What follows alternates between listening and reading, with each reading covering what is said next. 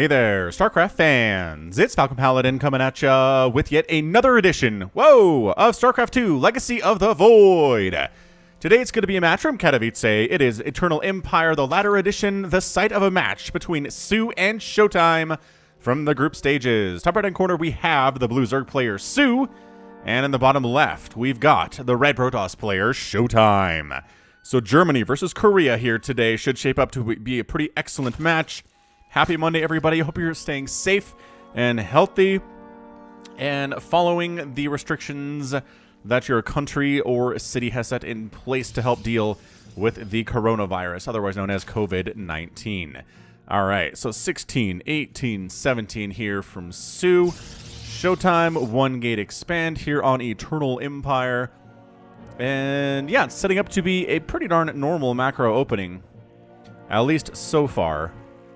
soO could do the Roach Ravager all in off of 2.5 bases that we have seen so much on this channel.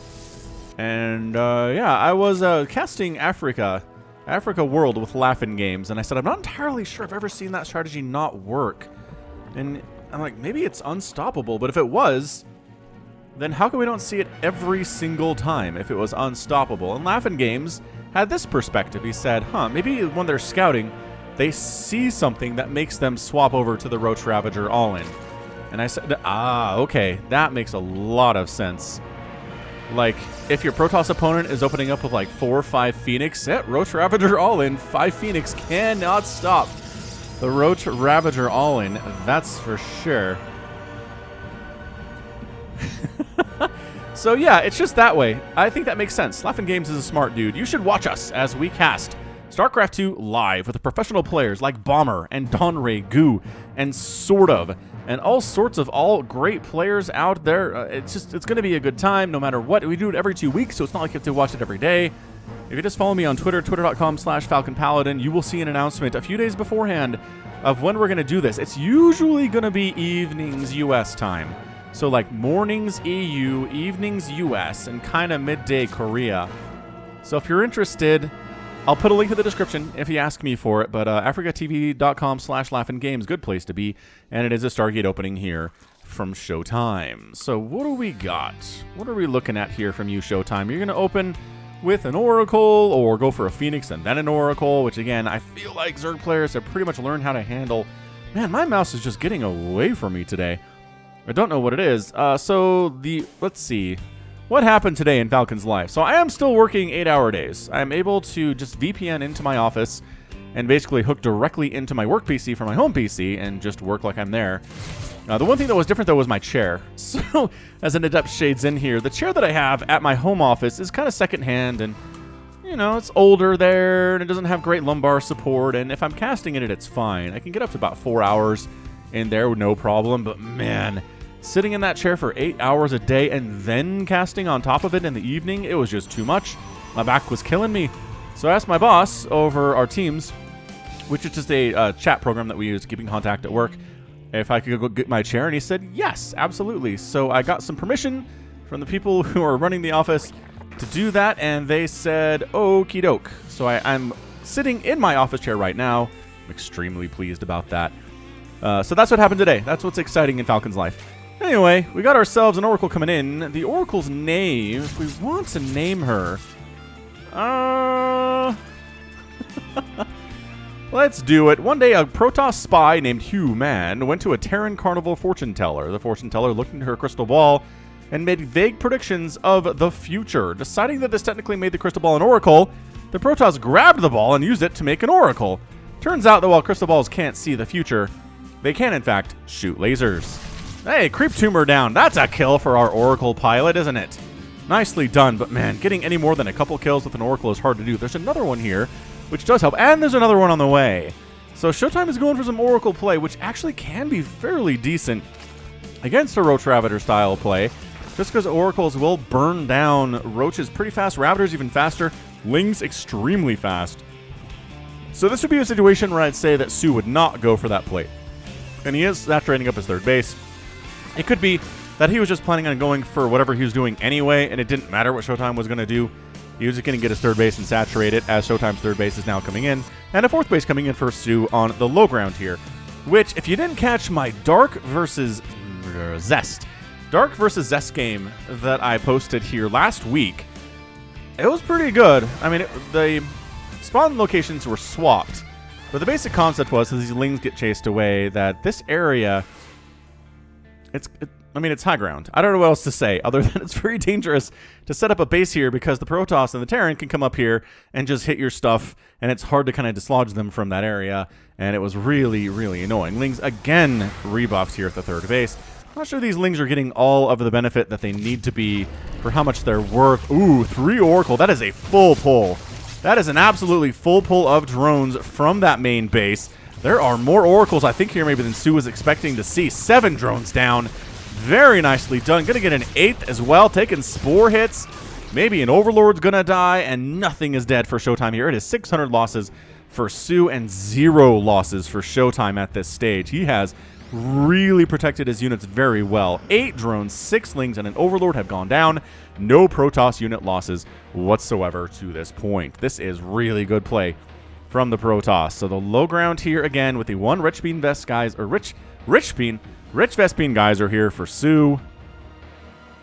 These lings are just, no, goodbye lings, blah, blah, blah, blah, blah. soO playing a little bit sloppy, I gotta say. What is he going for anyway? He's going for Burrow, which is interesting. He's going for Glial Reconstitution for his roaches, a Baneling Nest. It's kind of like a Roach Ravager Baneling style mid-game here, which I think makes a lot of sense with the Immortal Sentry heavy composition that ShoWTimE is rolling with right now. Having those Corrosive Vials, having those Banelings is really good. ShoWTimE doing what he can, but I really feel like soO's going to be ready for it, prepared. I don't know. This is going to end. This is probably not going to end with ShoWTimE winning this thing anytime soon. At the very least. Creep spread. That's a lot of attempted tumors. You even have that much energy on your queens? Let's find out. Pop, pop, pop, pop, pop. And 2 more to go. And no, did not actually have enough energy for that.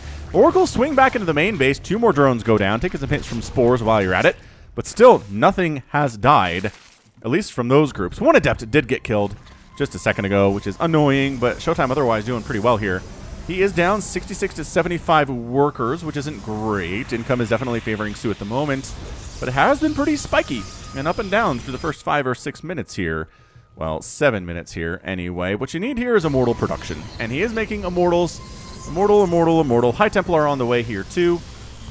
Working on the speed for the Banelings, including the HP increase, is soO.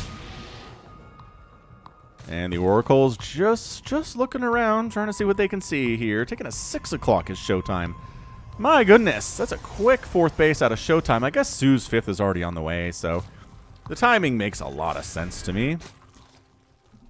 Infestation Pit coming up from soO at about 8 minutes, which makes sense. It doesn't seem like he's going to go for anything big Roach Ravagery. He's got the stuff, but this isn't enough to win with it. He's not maxed out or anything along those lines. He is making a ton of Banelings, though, which indicates maybe we're going to try to be aggressive against one of these bases, which is, you know, where the Archons are going to come in. And as there's no Storm, nor is there Storm on the way, I'm not sure we're going to see it, which is kind of a problem. I almost would say that Storm is a must-have versus Zerg in the current meta. Just Storm right here on these Banelings, on the Lings. Even the Ravagers are pretty susceptible to Storm because they don't have a lot of HP. All right, man. Trying to swing around from different angles right now. Melee attack level 2 just completed. Here goes nothing. Corrosive Vials to get rid of those force fields. You want to come up here. The Oracles are just burning through anything that they can with the energy that they have. Oh, there are Queens in the composition, though. We marched some Queens down here. That's not super great for ShoWTimE at all. Trying to force field up. The Banelings getting absorbed by Archons for the most part is really nice. But more Banelings down to the south, going after Sentries, going after Immortals. There are enough of them that they actually went after the Immortals, but all of the Immortals are still standing. And it looks like ShoWTimE's going to be able to hold here. Meanwhile, Zealot's getting into soO's 4th base, causing problems. 10 drones go down there, eating some Corrosive Vials. There is ShoWTimE, but my gosh, this Immortal has 12 HP and 11 kills to his name, and he holds on to the base. Meanwhile, Zealots are still alive up here at soO's 4th, finally getting taken down by just a sheer volume of Zerglings that are coming in here. Nice positioning from soO, not allowing the surround to happen, or ShoWTimE rather. not allowing that to happen. 16 drones have gone down. It is 74 to 69 workers. ShoWTimE's bringing the probes back to the 4th base, and I really like the position that ShoWTimE is in right now. That attack did not go as well for soO as he wanted it to. Resources lost 10,000 to 6,000 in favor of the Protoss. Income and now back in ShoWTimE's court right now because he has that worker advantage. soO has to replace those drones. Roach's Banelings up on a smaller portion of ShoWTimE's army. He was trying to clear a creep, maybe, except he doesn't have an Overlord with this composition. So, really, you're not clearing creep as long as you're out here. He's making an Observer. Did I say Overlord? I meant Observer. Sometimes the brain gets detectors confused. Zealot's running right onto the 5th base of soO. That is super bad for soO right now. ShoWTimE's playing this really, really well. Drones getting hacked to pieces. 15 drones have gone down here. I don't know if ShoWTimE really needs to engage right here, and he's going to pull back. Banelings absorbing on that Zealot, which is fine. The Zealot's there for that specific purpose. But yeah, engaging here, maybe Warp Prism shenanigans against all these Roaches. I don't know. They're getting some really nice hits on these on the Roaches especially, and on the Ravagers to some extent. This is pretty pretty silly stuff right here. The 5th base by soO is gone, though. Corrosive Bile's kind of landing on his own units there a little bit. Oracle gets killed by a Queen. Good heavens. Zealots just running in to take down these Queens. Ling's trying to save their butts. Queen ends up going down anyway. Oracle maybe going to wander in and Pulsar beam down some of these Ravagers if they can. What an absolutely insane PvZ this has been so far. Eternal Empire maybe seems to be a pretty good map for Protoss versus Zerg. I'm just saying, I'm not going to spoil the result of that map from last week, but go watch it if you like good PvZs. But I'm just saying the map, Protoss do better here than I've seen them do on other maps, is all I'm trying to say. ShoWTimE taking a 5th base, which a Zergling finds instantly. Banelings, these Banelings are not coming up. Look at this. Cancel! Cancel the Banelings. There we go. Cancel the Banelings. None of the Lings escape home. All of them are zapped to death by electricity.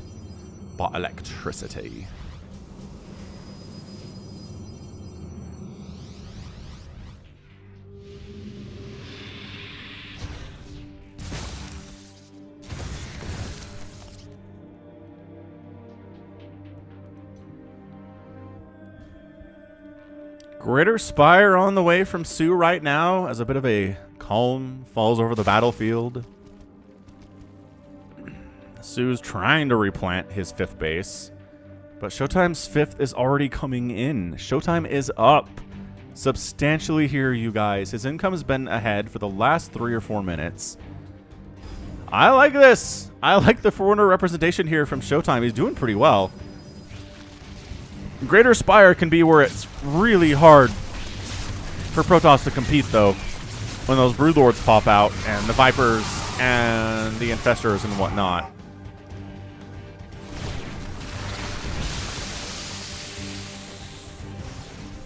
Is he going after the 5th again? He's sending more Zealots up against the 5th base, but Lings and Banelings shut that down. But then the juke down the other way. ShoWTimE.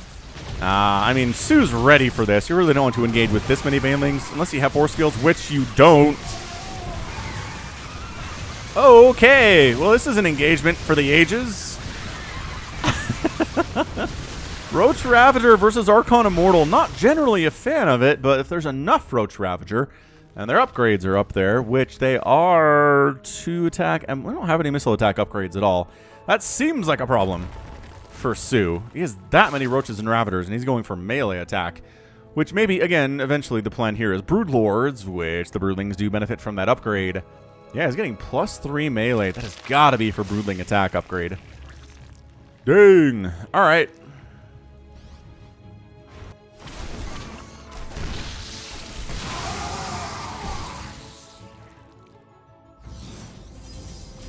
Got some Zealots in the top left. I see you guys. I see you. Broodlords on the way from soO. I don't know if there's an answer for it for ShoWTimE. There have been times I've seen Protoss players do really well for the first 15 minutes. But then suddenly Broodlords. They just don't have an answer for it. Coming up this choke doesn't seem great just because Corrosive Bile exists. Otherwise, I might feel better about it. Zealots again at the 5th base. They might get it. No, they're not going to get it. It's close, though. That hatchery is down sub 200 HP and is easily going to be sniped here. Coming on in. He's trying to get rid of this ground army while he can. While the Broodlords don't make him completely vulnerable to the Zerg army. He's just like, whatever. I don't care about your Broodlings. And holy smokes, soO just taps out. What? I was expecting this game to go on for a little bit longer, maybe 5 minutes or so, but no, sir. Look at this. soO's fourth base was done, and he knew it. Army supply 68 to 32. The Broodlord count is only 2. It's not like he's got a bunch of them up or anything like that. This hatch is dead. This hatch is probably going to be sniped and dead. He's down to 65 workers on effectively 3 bases, 2 of which are very mined out, and the third is actually pretty mined out too. Dang! What an era for Protoss wins on the channel, you guys. This is going so well. So well for Protoss against Zerg. I don't know. Does this feel better for you Protoss fans? You can see this stuff is possible. Kind of makes me feel better for Protoss, but still, again, the key here is not letting Zerg get into the late game. When they have the Broodlords and the Vipers and the Infestors, and then it feels hopeless, right? But I mean, ShoWTimE just Immortals, Archons, the Broodlords showed up. He did not despair. He went for the jugular. He recognized the Broodlords couldn't do anything against this composition until there were a bunch of them, and there were not yet. But again, just the constant harass that we saw, taking down the 5th base, almost sniping it again, killing a total of, what, 41 drones. 41 drones, and then for the last 5 minutes to be up on income versus your Zerg opponent. That is how you do, ladies and gentlemen. That is how you do it. ShoWTimE has showed us the blueprint. You never ever leave the Zerg player alone. You make 1 million Immortals and Archons and Zealots, and you can do a lot. I kind of feel like soO made a mistake not going for missile attack upgrades. It would have helped, I think, a bunch in this game. Because again, he ended up losing 26 Roaches and 19 Ravagers, which is all of those units could have benefited from missile attack, which again, he got 0 of. And on the other hand, ShoWTimE's rolling here with +3 attack for everything he's using except for the Oracles and the Phoenix. All the Zealots, Immortals, Archons, Adepts, Stalkers, all of them benefiting, even the Sentries, from the +3 ground attack from the Forge. So smartly played by ShoWTimE, and he does take down soO, one of the better Korean Zerg players on Earth. I mean, I haven't talked about this theory in a while, but it for sure feels like all these Protoss and Terran players on the EU have benefited immensely from playing against Serral all the time, right? If you're playing against Serral constantly on the ladder, then nothing else really can phase you. You know what I mean? You're going to come up against soO and be like, you know, I can stick with Serral. I can beat him every once in a while. I can definitely hang with soO. And if you have that confidence, it really helps you in these games. So nice job, ShoWTimE. Let's do it again. Let's do it again in these upcoming events. Should be excellent. But as far as Falcon Paladin goes, that's going to be it from me. So this is Falcon Paladin coming at you with yet another edition of StarCraft 2 Legacy of the Void. Go ahead, hit that like button, hit that subscribe if you like what you saw and what you heard today. You can also catch me on Twitter, Facebook, Patreon, and Twitch, all at /Falcon Paladin. And until next time, as always, thank you so much for watching, and you take care of yourself.